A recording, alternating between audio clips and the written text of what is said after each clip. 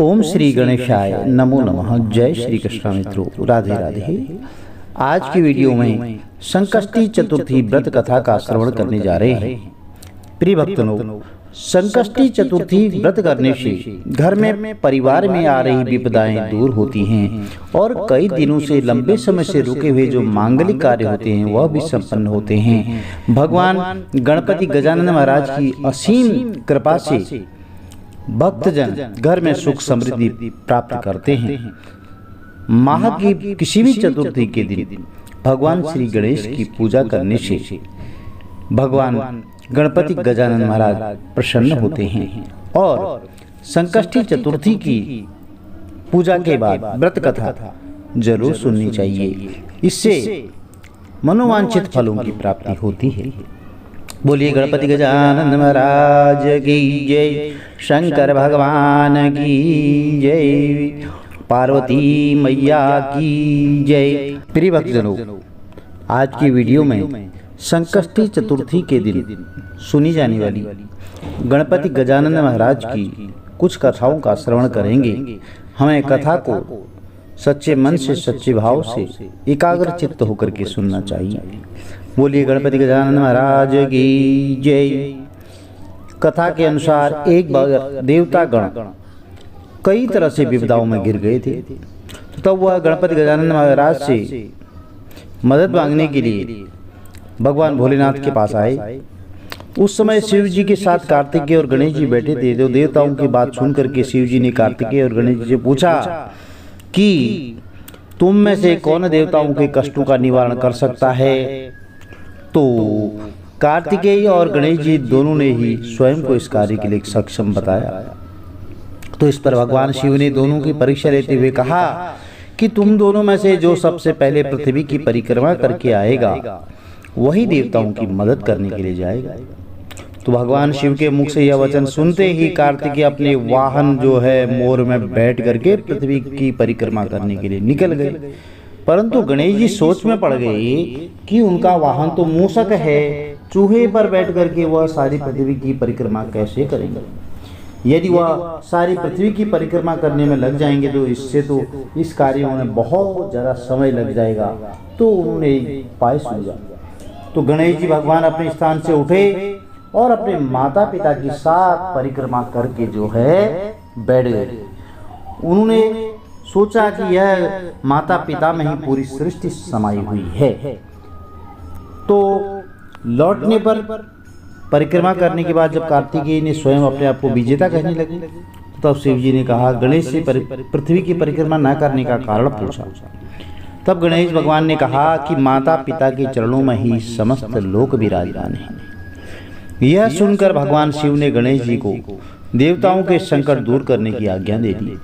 इस प्रकार भगवान शिव ने गणेश जी को आशीर्वाद दिया कि चतुर्थी के दिन जो भी तुम्हारा पूजन करेगा और रात्रि में चंद्रमा को अर्घ्य देगा उसके तीनों ताप यानी कि दैहिक, दैविक, भौतिक दूर होंगे।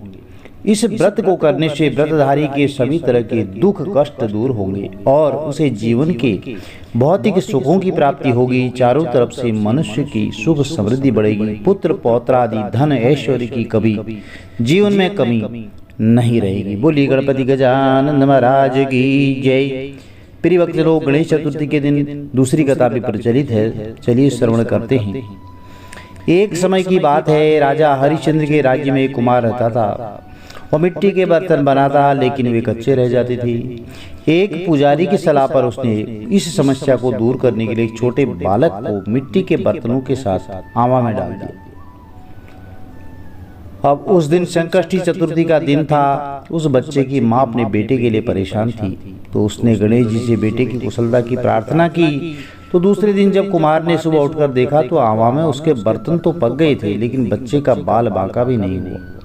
वह डर गया और राजा के दरबार में जाकर सारी घटना बताई। इसके बाद राजा ने उस बच्चे और उसकी माँ को बुलवाया। तो माँ ने सभी तरह के विघ्न को दूर करने वाली संकष्टी चतुर्थी का वर्णन किया। इस घटने के बाद से महिलाएं संतान और परिवार के सौभाग्य के लिए संकट चौथ का व्रत करने लगी। प्रिय भक्तजनों, कथाएं बहुत सारी प्रचलित हैं। कुछ दंत कथाएं हैं, कुछ पौराणिक कथाएं हैं। चलिए एक कथा और श्रवण करते हैं। बोले गणेश जी महाराज की जय। एक समय की बात है, श्री हरि विष्णु भगवान का विवाह लक्ष्मी जी के साथ निश्चय हो गया था। विवाह की तैयारी हो रही थी, सभी देवताओं को निमंत्रण पत्र भेजे गए, परंतु गणेश जी को निमंत्रण नहीं दिया गया। कारण जो भी रहा हो, अब भगवान श्री हरि विष्णु उनकी बारात जाने का समय आ गया। सभी देवताओं और उनकी पत्नियों के साथ विवाह समारोह में वह पधारे। उन सब ने देखा कि गणेश जी कहीं दिखाई नहीं दे रहे हैं। तब वे आपस में चर्चा करने लगे कि क्या गणेश जी को न्योता नहीं दिया या स्वयं गणेश जी नहीं आए हैं। तो सभी को इस बात पर आश्चर्य होने लगा। तभी सबने विचार किया कि श्री हरि विष्णु भगवान से इसका कारण पूछा जाए। तो श्री हरि विष्णु भगवान से पूछने पर उन्होंने कहा कि हमने गणेश जी के पिता भोलेनाथ महादेव को न्योता भेजा है। यदि गणेश जी अपने पिता के साथ आना चाहते तो आ सकते थे, अलग से न्योता देने की कोई आवश्यकता नहीं थी। और दूसरी बात यह है कि उनको जो है 1.25 मन मूंग, 1.25 मन चावल, 1.25 मन घी, 1.25 मन लड्डू का भोजन दिन भर में चाहिए। और यदि गणेश जी नहीं आएंगे तो कोई बात नहीं, दूसरे के घर जाकर इतना सारा खाना पीना भी अच्छा नहीं लगता है।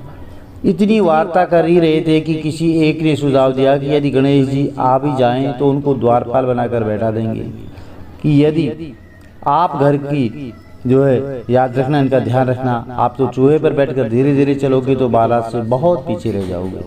तो यह सुझाव भी सबको पसंद आ गया। तो विष्णु भगवान ने भी अपनी सहमति दे दी। होना क्या था कि इतने में गणेश जी वहाँ आ पहुँचे और उन्हें समझा बूझा कर घर की रखवाली करने बैठा दिया। बारात चल दी। तो तब नारद जी ने देखा कि गणेश जी तो दरवाजे पर ही बैठे हुए हैं। तो वे गणेश जी के पास गए और रुकने का कारण पूछा। तो गणेश जी कहने लगे कि विष्णु भगवान ने मेरा बहुत अपमान किया है।